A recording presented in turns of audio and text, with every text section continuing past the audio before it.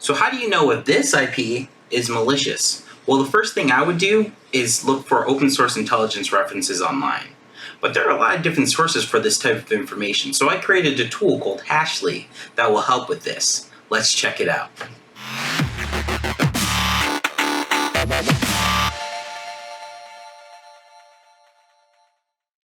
Hashlee is available on GitHub under the MIT license. The goal of Hashlee is to take an arbitrary amount of text, extract all indicators from it, and perform reputation lookups to determine if the indicator is malicious. Indicators in this case can be defined as an artifact such as a URL, IP, or hash that is indicative of external influence on a system. We use open source intelligence, or OSINT, to determine the maliciousness of these indicators. In this case, we'll be taking information from our OSINT reputational feeds and leveraging them to determine if a threat or risk of a threat is within our environment. I could see this used in a day-to-day format where you would run this script against log files to identify malicious IPs that connected to a particular system. I had a few requirements that I wanted to meet for this project. I wanted to create a tool that would retrieve reputational data from various indicators. And to do this, I would have to get input, extract indicators from that input. That means pulling out URLs, IPs, and hashes. Then I would take that information and query online reputational services to identify maliciousness from the indicators. After I have all that, I would then have to print out all of the indicators as well as the reputational feedback that I got from OSINT. This tool was developed on a Windows 10 system using Python 3. It was then tested on a Kali Linux system. This means it should work on all systems with Python 3. To run this script, you will need to clone the GitHub repo, install requirements if needed, and then just run the script pointing it to the indicator source or URL, hash, or IP of your choice. This tool is still under development, so many but not all features are currently working. As of right now, you can pass an indicator by itself, or a single file, or a directory of files for analysis. Valid indicators are IPs, URLs, or hashes. However, hashes are not implemented yet. You can also set the verbose flag, which will print out all of the results for the inputs of indicators. You can set the debug flag. This will allow you to see all of the logging messages for troubleshooting. And the save mode flag is not currently implemented. Looking at the source code, you can see that I have my main hashlee.py file as well as a folder called lookups. Lookups has additional helper methods that I have included into the hashlee.py file via imports. Let's take a look at the hashlee.py file. As you can see, I tried to keep to PEP 8 as much as I could. I once again used argparse and logging for my command line interface and debugging respectively.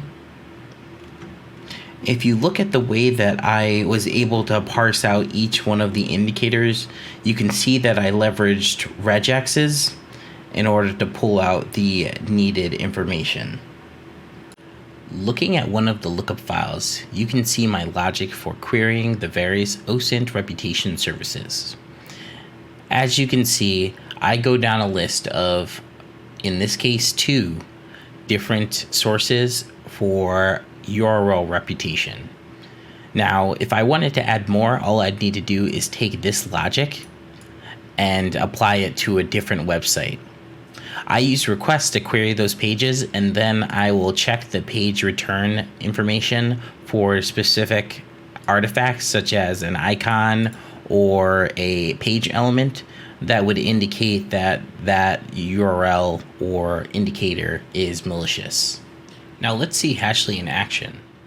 So If we run it with just the -h command, we're going to see the help options. So this gives us the command line arguments that are available and sort of tells us a little bit about how to run this script.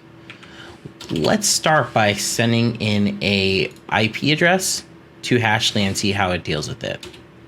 Now, the script is currently running. The service that I'm querying is a little slow, so we're going to use the magic of video editing to speed things up a bit. Now it looks like we have something back here, and as you can see, I demangled the IP address just to make sure that we don't have any copy and paste malicious connectivity by any chance. Also, you can see that when I send out the indicator and get something back, it shows the site in which you got the indicator hit from. And in this case, it was zerospamfusion0.com. So you can essentially go to that web page, put in that URL or that IP URL or hash, and get the information associated with that threat. Now let's try it with the URL here.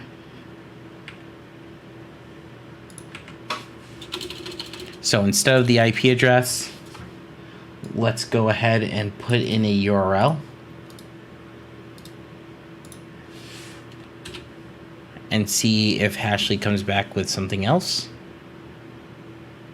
And it looks like Site Advisor has another threat found for the URL.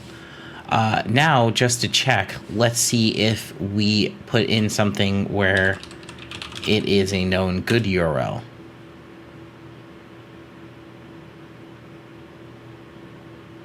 As you can see, Hashlee did not come back with anything.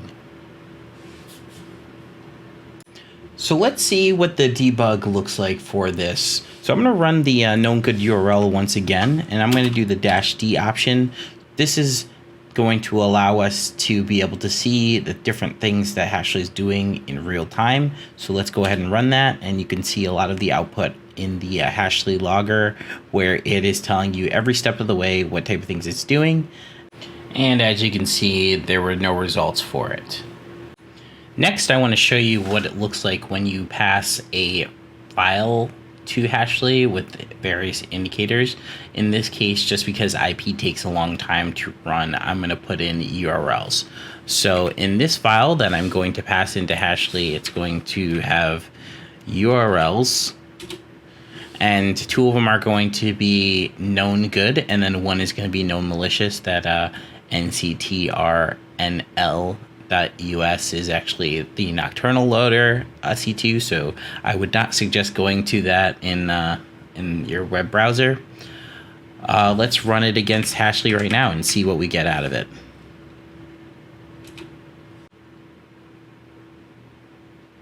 So it looks like Hashlee found the URL that was malicious, and it was in actually both of our reputational services.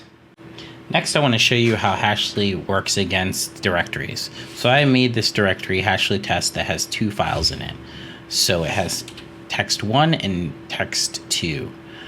You already saw the contents of text1, but I could show you again really quickly just to refresh your memory. Now, text2 is somewhat similar. I did throw a couple IPs and more URLs against it. You can see the traffic converter.biz that we used from our previous example. So running this with the -v option this time, just to show that functionality, we will be able to see the results shortly, and also the not found results. Now let me just speed up the feed a little bit just so that we can get to the information a little bit faster.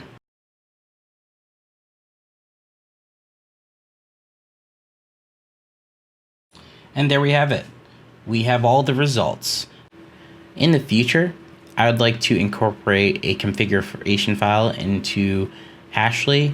This will allow users to be able to put in their API keys and query some of the more protected reputational sources. This should make the script a lot faster and a lot more useful. Thank you very much, guys. and I hope you enjoyed it.